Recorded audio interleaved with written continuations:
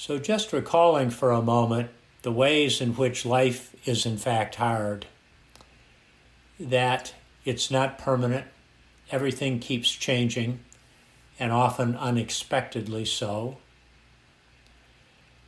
that life is not perfect, whether it's a flat tire or somebody close to us getting sick, or just some other event in life that we weren't expecting and makes things a little more difficult for us. And then this inclination we have to take things personally. We all have invested a lot of time and effort in crafting an identity for helping us navigate life. And unfortunately, once we've crafted that identity, we're vulnerable to taking things personally. And when we do, that's when we turn these difficult aspects of life into making it even harder. And this whole territory of bouncing back is about how we deal with the reality that life is hard and not making it harder. We're talking about bouncing back from having our prefrontal cortex go offline, and we lose our capacities for reasoning, for connecting, and for organizing. On Friday, we talked about 3 building blocks for creating a foundation of bouncing back. And these were aspiration, what's most important. Connectedness, treating ourselves and others with kindness. And changing our relationships to our emotions so that they become essential qualities for experiencing life without being in this place of overwhelming us and taking control of our experience. So today, we'll deal with some specific mindfulness tools that are helpful for bouncing back. Tools and skills that can be cultivated and applied. One of these is simply taking deep breaths in those moments when we're feeling overwhelmed, when we can feel the anxiety building up inside us, when we feel the head pounding, the heart rate elevated. If we just take 2 or 3 deep breaths, this practice of filling our lungs all the way to the shoulders, holding the breath for a moment or two, and letting it out slowly, letting go of that tension and energy that has built up. And remembering that when we do so, we are invoking the parasympathetic nervous system, whose job it is to calm us down, to bring us back from being in these very escalated states that we get in when we sense danger, when we sense a threat or stress. And so the breathing is not just something that's more about arm waving and a little woo-woo. It actually goes to our basic physiology and how our bodies work. And so we're invoking a part of ourselves that really matters. We also can practice focusing our attention, naming and labeling. We can enhance our awareness and allow and accept the realities of the moment and deal with ourselves with kindness and self-compassion. So let's work with each of these different skills or tools over the next several moments. This won't be exactly a meditation. It'll be more of a sort of a general guided practice. So recalling a recent time when you had gone into escalated mode, when maybe something happened that upset you, that left you feeling a little out of sorts, unbalanced, upset for whatever reason, and recalling the specifics of that, putting yourself back in that moment. What was said, who was present, what was happening.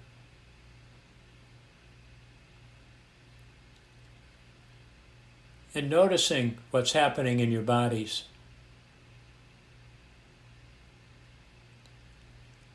And taking a few moments to do the deep breaths. Just practicing the deep breaths and see what the effect of the deep breaths is on your overall sense of centeredness and equilibrium.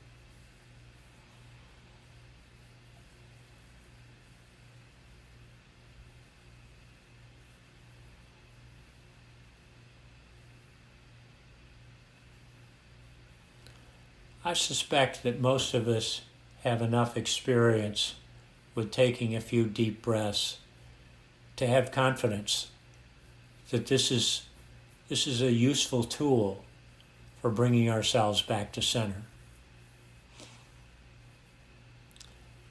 And as we do, we're now in a place where we can be aware of whatever thoughts have arisen. Why did that person say that? Why does this happen? Why does this keep happening to me? What's the matter here? Whatever those thoughts are, being aware of them and naming them, labeling them. Frustration, anger, sadness.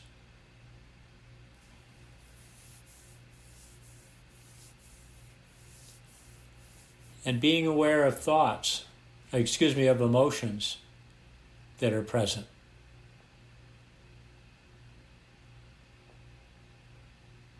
And naming and labeling them. This is an experience of practicing. If we were musicians, this would be like playing the scales.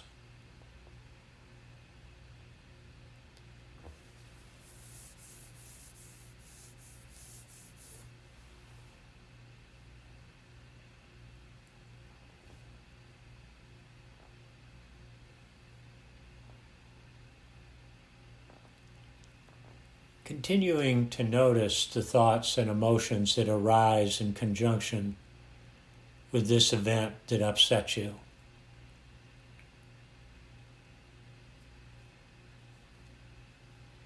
And every time one arises, observe it and label it.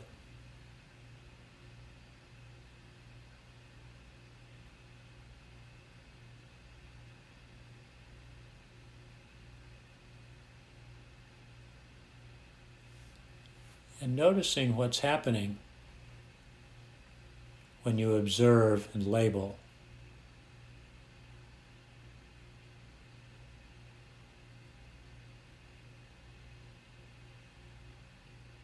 Noticing how your relationship to these thoughts and emotions shifts, even if just a little bit.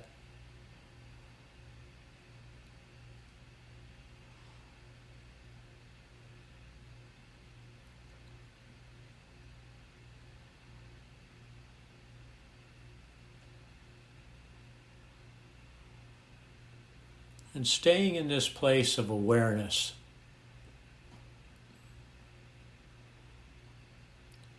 aware of thoughts and emotions that arise in conjunction with this difficult experience.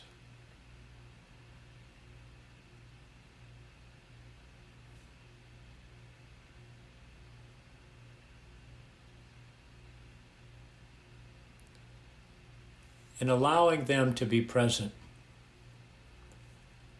noticing any resistance.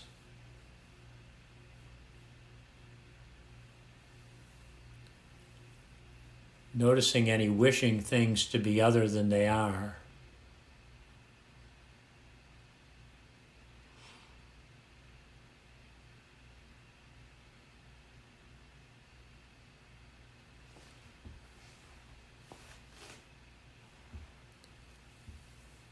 noticing what happens to resistance and wishing when we bring awareness and allowing to it.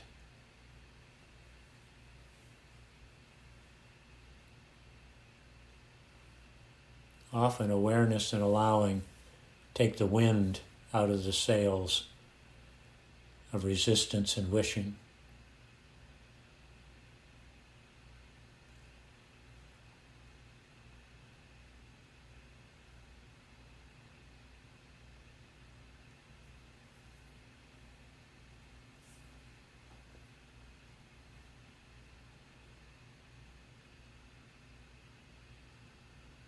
Simply staying in this territory of awareness, observing, allowing.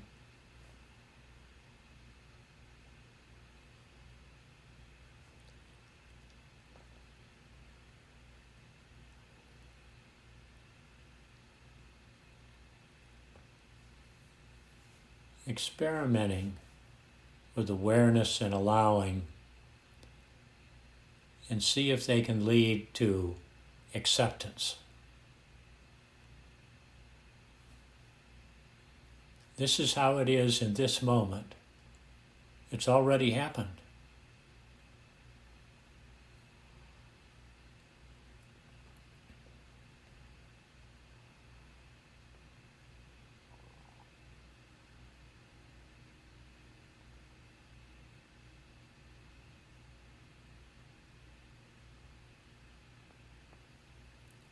Noticing if any sense of spaciousness is emerging.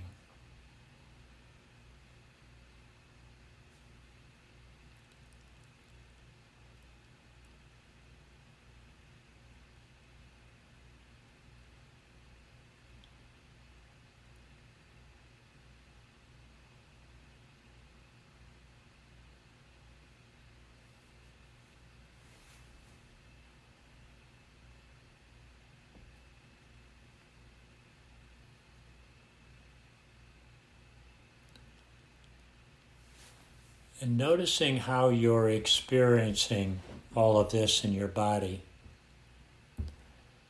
What's happening in your body as you're full of awareness and allowing and accepting?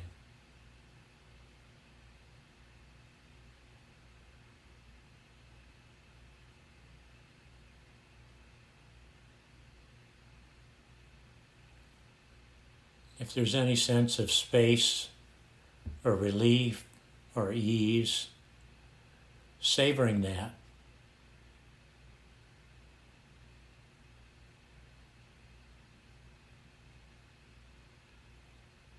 Smiling quietly to yourself for finding some equilibrium, some centeredness.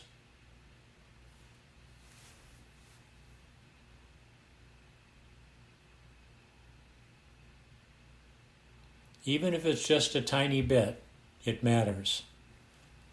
Tuning into that, savoring.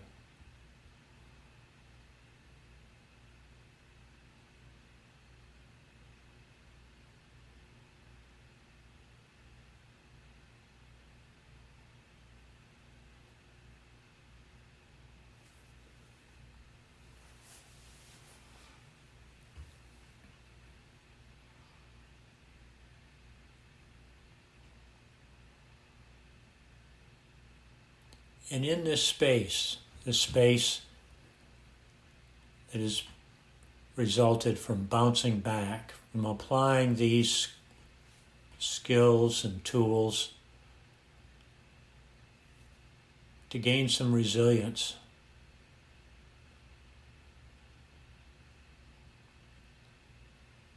Offering yourself some words of kindness.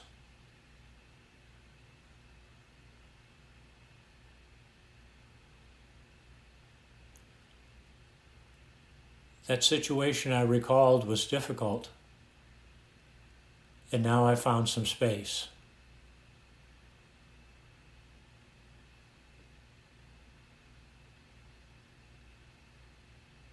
Feeling a sense of connectedness with yourself.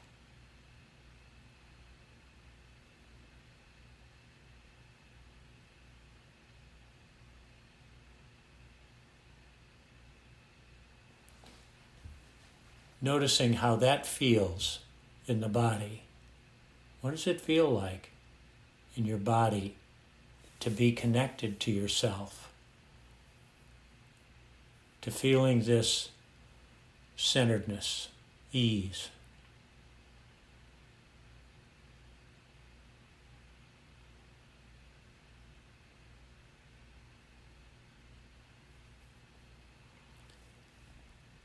And if you're still in this place of feeling upset, uncentered, experiment again with the deep breaths, the naming, the awareness.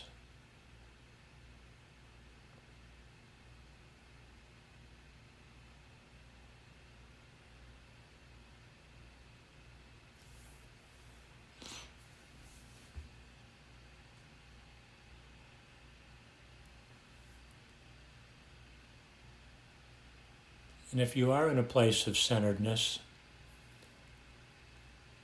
maybe recalling some of the conditions in your life that prompted your strong reaction, your vulnerability, your taking some situation personally.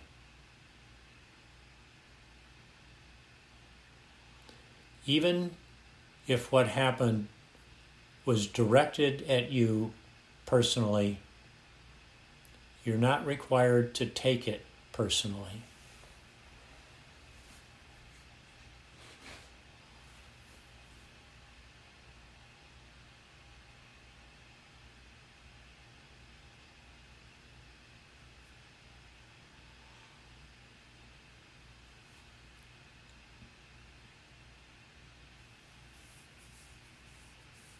Continuing to savor whatever centeredness you're aware of, connecting to it, connecting to yourself.